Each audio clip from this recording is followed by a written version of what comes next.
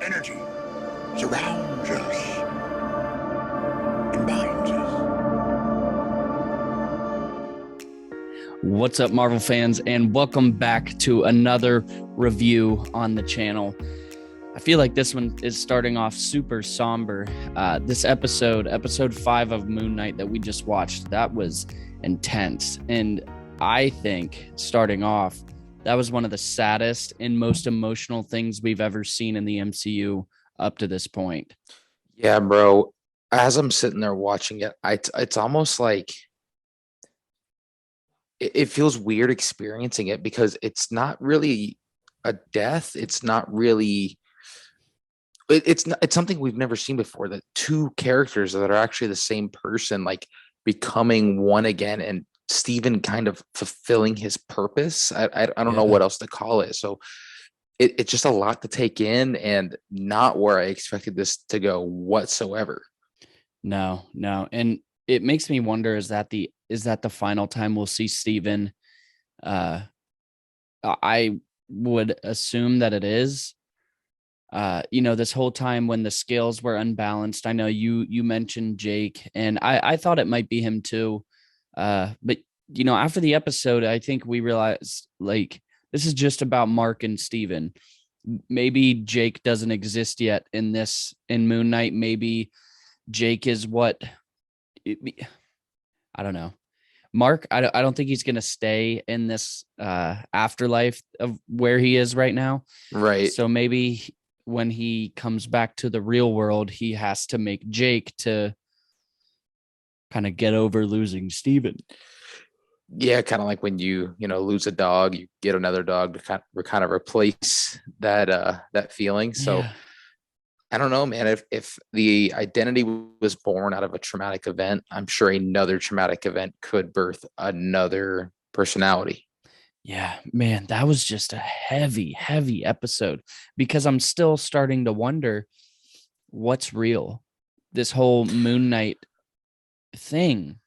We didn't get any really answers as far as like what the situation with Harrow being the doctor was, because No. that I don't know. I don't understand as soon as why he got injected. It went back to the scenes with him and Steven. And ultimately Steven was able to come back out. So it's like they were going in and out of a dream, but it wasn't a dream, but it was inside of a dream, that inside of being dead. Like it. Well, this is what I don't understand, is that the whole time Mark was wearing white and Steven was wearing gray. And when when we see Steven come out and he's in Dr. Harrow's room, he's still wearing gray. So that's what's making me think, what is real? Because that can't be real. If the scene in the doctor's office is real, then either way, regardless of who he's speaking with, he'd be wearing the same he'd still be wearing white. You know what I mean? There's Right. no reason that it would switch, except if it was just a different figment of his imagination and he was making it up, or this really is that post, like he is dying, like we said in at the end of last episode, where he's floating in this pool of ancient Egyptian water or whatever it is. So maybe this is his near-death experience, and just a whole bunch of freaky stuff is going on. But I don't know. It was heavy. Yeah, man. I really can't help but feel for Mark. Like, well, yeah, we should feel for him. what he went through. Like, no person should ever have to experience like that alone. Like, I didn't even know really how to handle or take that in, because that's so heavy, especially for a Disney series. Like, yeah, that's heavy. It is. It's really heavy. Things like this make me really excited for future, like for things like Daredevil and Punisher and things like that, where those are obviously much darker shows, where we'll be able to explore characters like that, because not everything is all hunky dory like we've gotten in the MCU so far. We've seen a lot of stuff happen with Wanda and several other characters, but this is a different level, because this disorder that he has is a very real thing. We don't have anybody out there summoning magic and making fake children, like At least that we know of. at least that we know of. Yeah, man.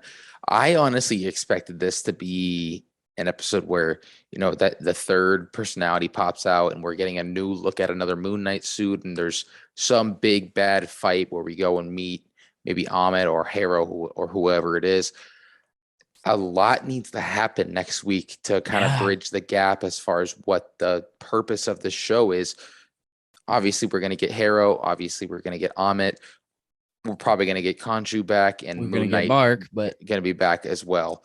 But no Steven. no, Steven, man, that was a kind of brutal That's death. a bum. I know. What's And crazy though is he's not a real person. Like, I know. I think the hard part is, Mark is there in these fields of whatever they are. I can't remember the name, but he's in these fields, this very beautiful afterlife.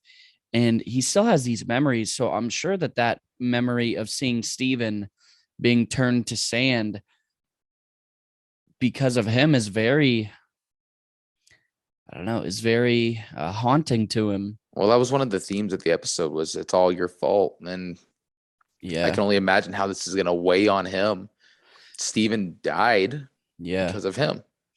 But, that's what tipped the scales. That's what, because all in all, Steven is still a part of him, I feel, because he made him.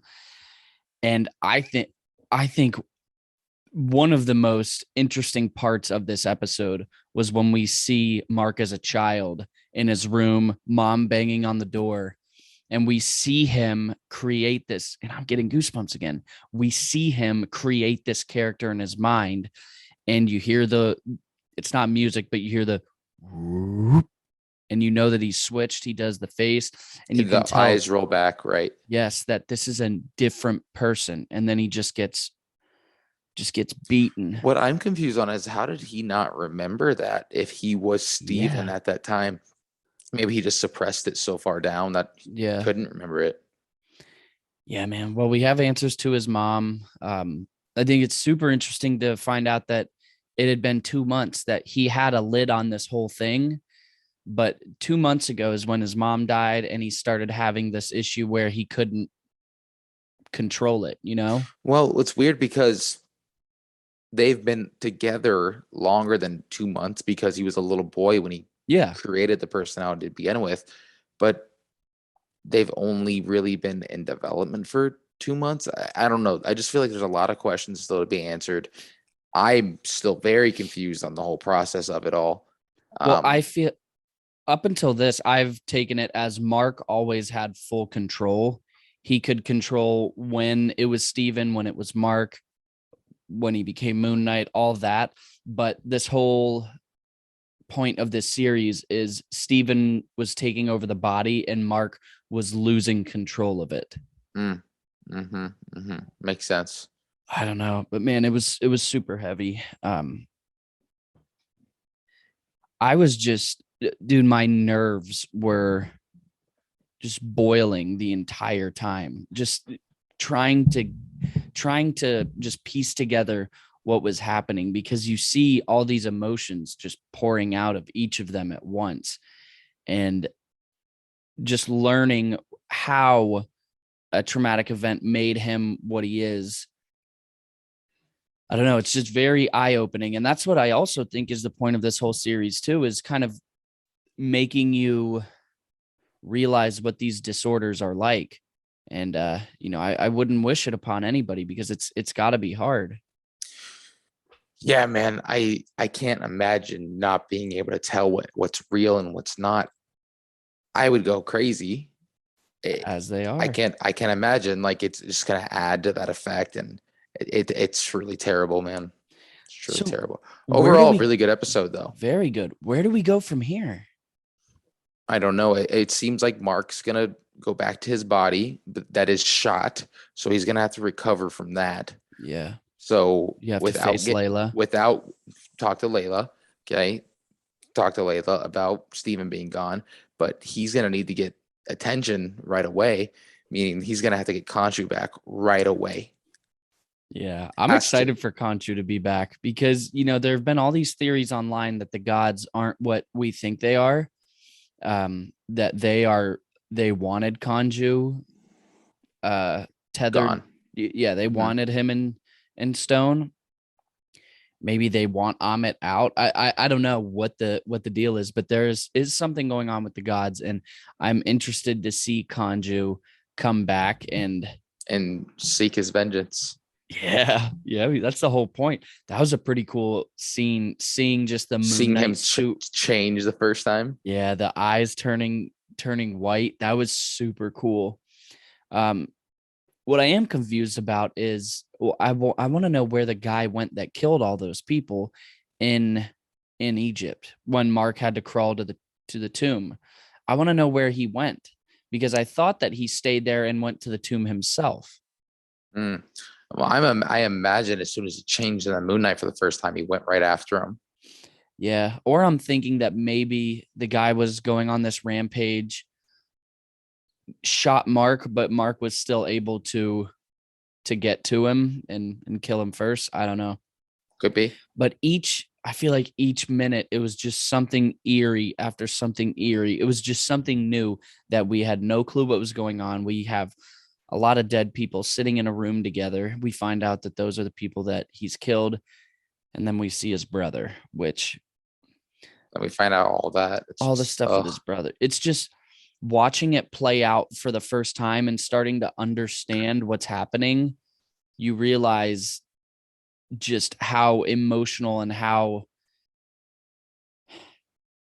devastating his past is. Yeah, man, it was a heavy one. I don't know if there's another way to describe it than just very consuming. Yeah.